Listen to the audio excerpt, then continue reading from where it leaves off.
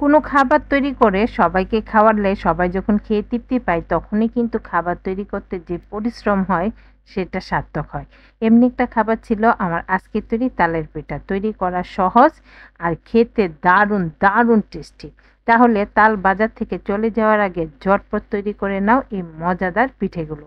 আর সেইজন্য অবশ্যই লাগছে তালের পাল্প। আমি আগেই তালের পাল্পটা সংগ্রহ করে রেখেছিলাম। তো এবার সরাসরি চুলায় চলে গেলাম আর সেখানে তালের পাল্পটা দিয়ে দিলাম এখানে ১ বাটির মতো তালের পাল্প। তারপর এটাকে আমি নেড়েচেড়ে একটু জাল করে নিব। আর তারপর সেই বাটি মেপে ১ বাটি দিয়ে দিব তরল দুধ। এবার দুধটা দিয়ে খুব ভালো করে দুধের সাথে তালের পাল্পটা মিশিয়ে নিব। আর তার মাঝখানে এখানে দিয়ে দিব খুবই সামান্য পরিমাণ লবণ। লবণটা দিয়ে আবারও ভালো করে নেড়েচেড়ে তালটাকে ভালো করে জাল করে নিব। আর যখন তালটা খুব ভালো করে জাল হয়ে যাবে সে পর্যায়ে এখানে আমি দিয়ে দিব নারকেল কোড়া। নারকেল কোড়াটা অবশ্যই দিতে চেষ্টা করো, তাহলে কিন্তু খেতে খুব বেশি ভালো লাগে। তো দেখো নারকেল কোড়াটা দিয়ে দিলাম, দিয়ে আবারও নেড়েচেড়ে সবকিছু ভালো করে মিশিয়ে নিব। আর তারপর এর সাথে এখানে আমি অ্যাড করে দিব যে বাটি মেপে আমি সবগুলো উপাদান দিয়েছিলাম সেই বাটি মেপে ১ বাটি সুজি। আর অবশ্যই কিন্তু এই সবটা কাজ করবে তোমরা মিডিয়াম আঁচে। সুজিটা দেওয়ার সময় চুলার আঁচটা কমিয়ে দিবে, কারণ নতুবা দেওয়ার সাথে সাথে নিচের দিকে ধরে যাবে, তখন কিন্তু আর খেতে ভালো লাগবে না। তো দেখো সুজিটা দিয়ে দিলাম। এবার সুজিটা দিয়ে খুব ভালো করে তালের সাথে মিশিয়ে নিব। চালের সাথে যখন সুজিটা খুব ভালো করে মিশে একদম একটা ডোয়ের মতো তৈরি হয়ে যাবে, তখনই বুঝতে পারবে যে আমাদের ডোটা তৈরি হয়ে গেছে। তো দেখতে পাচ্ছ অনবরত নেড়েচেড়ে সুজিটাকে কিন্তু খুব ভালো করে মিশিয়ে নিচ্ছি। সুজিটা যেন মিশতে মিশতে অনেকটা সিদ্ধ হয়ে যায় সেদিকে খেয়াল রাখতে হবে। আর সেই জন্যই সম্পূর্ণ কাজটা করতে হবে চুলার আঁচটা কমিয়ে। তাহলে পারফেক্টলি কিন্তু ডোটা তৈরি হবে। তো দেখতে পাচ্ছ আমার কিন্তু ডোটা অলরেডি তৈরি হয়ে গেছে এবং সুজিটাও পারফেক্টলি সিদ্ধ হয়ে গেছে। এবার এই ডোটাকে আমি সাইডে রেখে দিব, একটু ঠান্ডা হবে। আর ততক্ষণে এখানে চিনির শিরা তৈরি করে নেব। সেই জন্য একটি কড়াইতে দিয়ে দিলাম আমি ১ বাটি চিনি। যেই বাটি মেপে আমি এতক্ষণ সবগুলো উপাদান দিয়েছিলাম সেই বাটি মেপে দিয়ে দিলাম ১ বাটি চিনি, ২টি এলাচ আর দিয়ে দিব ২ বাটি জল। আর এলাচের মুখটা একটু ফাটিয়ে দিবে, এতে করে কিন্তু ফ্লেভারটা খুব ভালো হবে। এবার চিনিটাকে আমি ভালো করে জাল করে নিব যতক্ষণ পর্যন্ত না চিনিটা গলে যায়।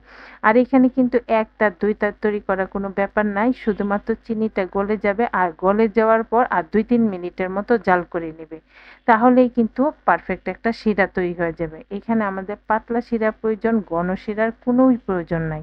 তো দেখো জাল দিতে দিতে আমার শিরাটা কিন্তু খুব সুন্দর তৈরি হয়ে গেছে, চিনিটা মেল্ট হয়ে গেছে।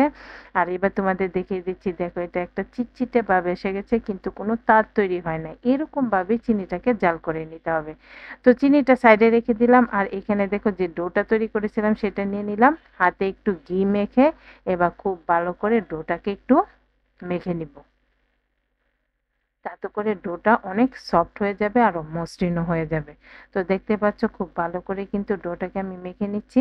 আর এরকম ডোটা মেখে নিবে, তারপর ছোট ছোট করে এখান থেকে লিচি কেটে নিবে। আর লিচি কেটে নিয়ে তারপর একটা ডিজাইন করে নিব হাতের তালের সাহায্যে, যেটা নাকি খুব তাড়াতাড়ি তৈরি হয়ে যাবে। তোমরা চাইলে অন্য ডিজাইনও তৈরি করে নিতে পারো, কিন্তু আমি যেটা করছি সেটা করলে খুব তাড়াতাড়ি হয়ে যাবে। আর তাই আমি এইভাবেই সবগুলো পিঠা তৈরি করে নেব। তো দেখতে পাচ্ছ হাতের তালুতে নিয়ে তারপর উপরের দিকে আর নিচের দিকে একটু ঘষে ঘষে চিকন করে নিব, আর মাঝখানটা মোটা থাকবে। দেখতে পাচ্ছ কত সুন্দর একটা ডিজাইন আর খুব সহজে তৈরি হয়ে গেল। আর ডিজাইনটা যেহেতু তৈরি হতে সহজ সেহেতু সবগুলো পিঠাও কিন্তু খুব তাড়াতাড়ি তৈরি হয়ে গেছিল। তো সবটা ডোটে থেকেই আমি এভাবে সবগুলো পিঠা তৈরি করে নিব। দেখতে অনেকটা চুষি পিঠার মতো কিন্তু এগুলো। তো দেখো সবগুলো তৈরি করে নিয়েছি, দেখতে কতটা সুন্দর হয়েছে। এবার এগুলো ভেজে নেব। সেই জন্য চলে যাব চুলায়, বসিয়ে দিলাম একটি ফ্রাই প্যান। আর তাতে একটু বেশি পরিমাণে তেল দিতে হবে যেহেতু ফ্রাই করতে হবে। আর ফ্রাই করার সময় অবশ্যই কিন্তু চুলার আঁচটা মিডিয়ামে রাখতে হবে, কম আঁচে রেখো না, তাহলে আবার পিঠাগুলো ফেটে যেতে পারে।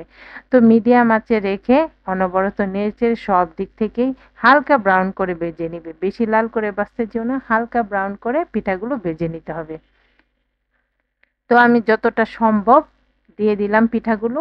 এবার দিয়ে সুন্দর করে ভেজে নেব, নেড়ে চেড়ে সব দিক থেকে লাল লাল করে ভেজে নিব।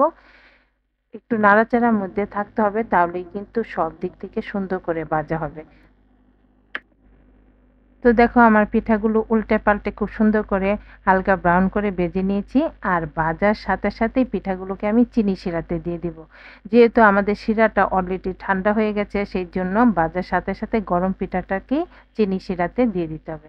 তো দেখতে পাচ্ছ দিয়ে দিলাম শিরার মধ্যে। এভাবে সবগুলো পিঠাই লাল লাল করে ভেজে তারপর চিনি শিরার মধ্যে দিয়ে দিতে হবে।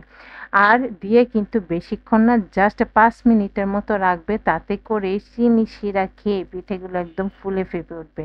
আর দেখতে পাচ্ছ ঢাকনা দিয়ে ঢেকে দিলাম। আর এরকমভাবে যদি পিঠাটা প্লাস শিরা পারফেক্টলি হয় তাহলে কিন্তু খুব সুন্দর শিরা টেনে নেবে।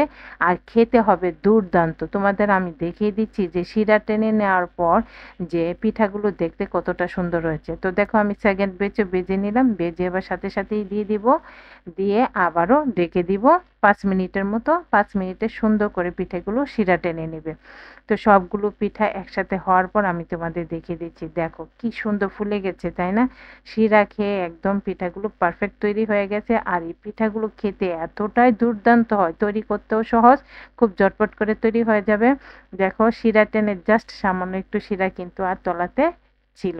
আমি তোমাদের একটা ভেঙে দেখিয়ে দিচ্ছি যে কি পরিমাণ শিরা টেনেছিল। তো তোমাদের কাছে কেমন লাগলো রেসিপিটা কমেন্ট করে জানিও। আর ভালো লাগলে বেশি বেশি শেয়ার করে দিও। দেখা হবে পরবর্তী নতুন কোনো ভিডিওতে। ততদিন পর্যন্ত ভালো থেকো। Tata, bye bye.